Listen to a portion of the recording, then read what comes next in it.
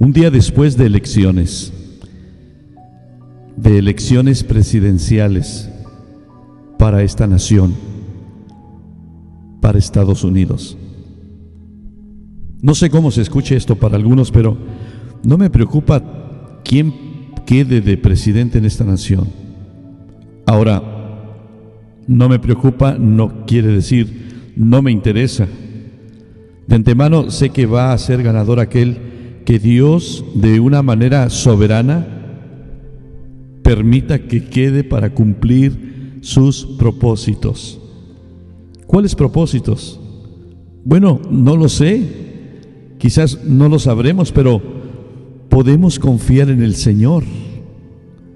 Una de las cosas más interesantes y asombrosas en Dios es que Él es soberano en todo el universo. Desde el átomo, que es la partícula más pequeña que se conoce hasta hoy, hasta la galaxia más gigantesca del universo, nada está fuera de su control, fuera de su voluntad, fuera de su soberanía. Eso lo hace ser Dios. Él está al tanto de todo, nada se mueve sin su voluntad. Las galaxias no se mueven sin su voluntad. El universo no gira, no se mueve, no tiene movimiento sin su voluntad. Así como la hoja del árbol no se mueve sin su soberana voluntad, así como un pajarillo no cae a tierra sin su voluntad. Todos los cabellos de nuestra cabeza están contados, dice su palabra. Isaías 45, verso 6 dice: para que se sepa desde el nacimiento del sol y hasta donde se pone, que no hay más que yo Jehová, ninguno más que yo, que formo la luz y quiero las tinieblas, que hago la paz y quiero la adversidad. Yo Jehová soy el que hago todo esto. Rociad cielos de arriba, y las nubes destilen la justicia.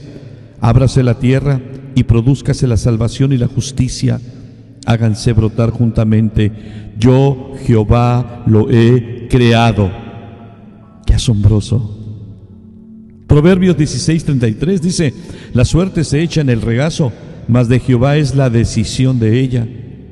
En Job 42, verso 2: yo sé que tú puedes hacer todas las cosas y que ningún propósito tuyo puede ser estorbado. A Dios nada le toma por sorpresa. Nadie puede sorprender a Dios en algo. Dios nunca dice: no sabía que iba a suceder esto. Dios de antemano sabe todas las cosas. La soberanía de Dios es en todo, incluso tratándose de los gobernantes de las naciones. Un pasaje asombroso es Daniel 2:21, que dice: Él cambia los tiempos y las edades, quita reyes y pone reyes, da la sabiduría a los sabios y la ciencia a los entendidos. Quizás alguien diga: bueno, ¿para qué voto? ¿Para qué voy a las elecciones? Si de todas formas Dios va a elegir a quien quiera elegir. Es una irresponsabilidad decir eso. Nosotros cumplimos con nuestro deber cívico de votar. Es nuestra responsabilidad moral. No necesariamente estás de acuerdo con todas las políticas del candidato, pero algo que debemos tener en cuenta es el ejemplo moral de un líder para gobernar una nación. Los líderes que son elegidos toman las decisiones a favor y a veces en contra del país, así que debemos orar por ellos. No debemos tratar a la ligera un patrón de comportamientos que se exponen públicamente y que conducen a la ruina moral e incluso a la destrucción total de una nación. Es triste cuando leemos la historia de reyes que gobernaron la nación de Israel y la llevaron a la ruina por su inmoralidad e idolatría. Segundo libro de los Reyes 21, capítulo 21, hablando del reinado de Manasés, dice en el verso 21: de 12 años era Manasés cuando comenzó a reinar, y reinó en Jerusalén 55 años. Mire qué tremendo. Y luego dice el verso 2: e hizo lo malo ante los ojos de Jehová, según las abominaciones de las naciones que Jehová había echado de delante de los hijos de Israel, porque volvió a edificar los lugares altos que Ezequías su padre había derribado, y levantó altares a Baal, e hizo una imagen de acera, como había hecho Acab, rey de Israel. Ahora escuche esto. Y adoró a todo el ejército de los cielos y rindió culto a aquellas cosas. Asimismo edificó altares en la casa de Jehová, de la cual Jehová había dicho: yo pondré mi nombre en Jerusalén. Y edificó altares para todo el ejército de los cielos en los dos atrios de la casa de Jehová.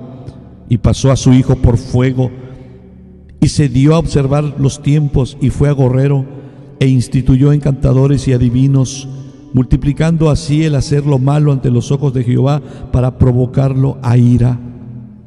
Y puso una imagen de acera que él había hecho en la casa de la cual Jehová había dicho a David y a Salomón su hijo: yo pondré mi nombre para siempre en esta casa y en Jerusalén, a la cual escogí de todas las tribus de Israel. Mas ellos no escucharon, y Manasés los indujo a que hiciesen más mal que las naciones que Jehová destruyó delante de los hijos de Israel. ¿Se da cuenta, hermanos? Cómo un líder de una nación puede influir sobre el pueblo para que el pueblo busque y adore a Dios, o para que el pueblo cause una rebelión contra Dios. Hermanos, y aquí viene lo terrible. No tan solo se maldice Manasés a sí mismo por su pecado contra Dios haciendo lo malo, sino que arrastra a todo el pueblo con él, y el pueblo es castigado también. Escuche el verso 10.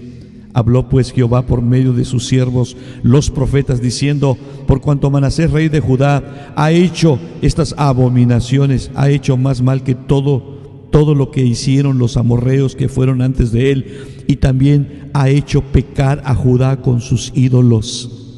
Un líder puede hacer que el pueblo peque, que el pueblo se desenfrene en pecado, en odio, en rencor, que el pueblo se desenfrene haciendo cosas abominables delante de Dios.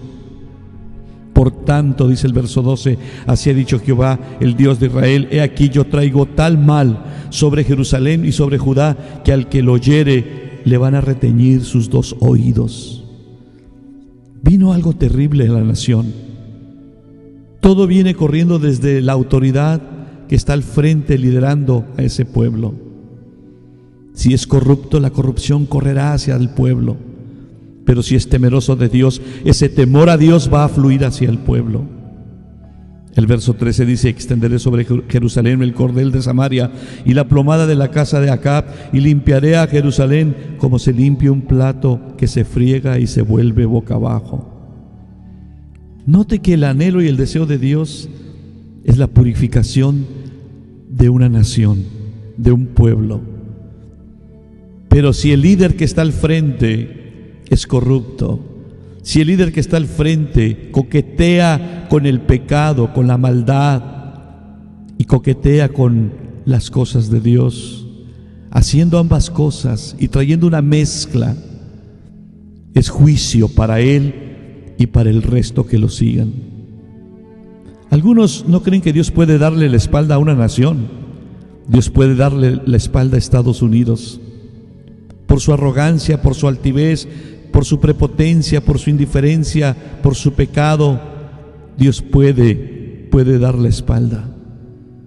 Dice el verso 14: voy a desamparar el resto de mi heredad y lo entregaré en manos de sus enemigos, y serán para presa y despojo de todos sus adversarios, por cuanto han hecho lo malo ante mis ojos y me han provocado a ira desde el día que sus padres salieron de Egipto hasta hoy. Fuera de esto derramó Manasés mucha sangre inocente en gran manera, dice el verso 16, hasta llenar a Jerusalén de extremo a extremo, además de su pecado con que hizo pecar a Judá, para que hiciese lo malo ante los ojos de Jehová. Hermanos, un líder corrupto e inmoral e idólatra, arrogante, prepotente, no tiene mente sabia para gobernar una nación. No tiene ni siquiera el ABC de sus facultades mentales coordinadas para hacer el bien a una nación. Es triste. Debemos orar para que Dios elija líderes para esta nación que gobiernen con equidad, con rectitud, con justicia, de acuerdo al orden establecido por Dios. El verso 18 dice: y durmió Manasés y reinó en su lugar Amón su hijo, ¿Sabe usted cómo reinó su hijo llamado Amón? El verso 19 dice que de 22 años era Amón cuando comenzó a reinar y reinó 2 años nada más en Jerusalén. El verso 20 dice, e hizo lo malo ante los ojos de Jehová. Se vuelve a repetir la historia, como había hecho Manasés su padre. Dice el 21, y anduvo en todos los caminos en que su padre anduvo, y sirvió a los ídolos a los cuales había servido su padre, y los adoró. A veces Dios le dará a una nación el tipo de líder que ellos desean. De hecho, Dios ya les había advertido a Israel cuando le pidieron rey para que los gobernara. Ellos pidieron ser como todas las naciones. Ya no querían que Dios directamente a través de sus profetas y sacerdotes les guiara. Y Dios les advirtió, van a sufrir, serán humillados. Hermanos, son cosas que debemos considerar y orar para que Dios ponga hombres temerosos de Él al frente de una nación. En este caso, que Dios, sea quien sea, esté al frente de esta nación, sea un hombre temeroso de Dios.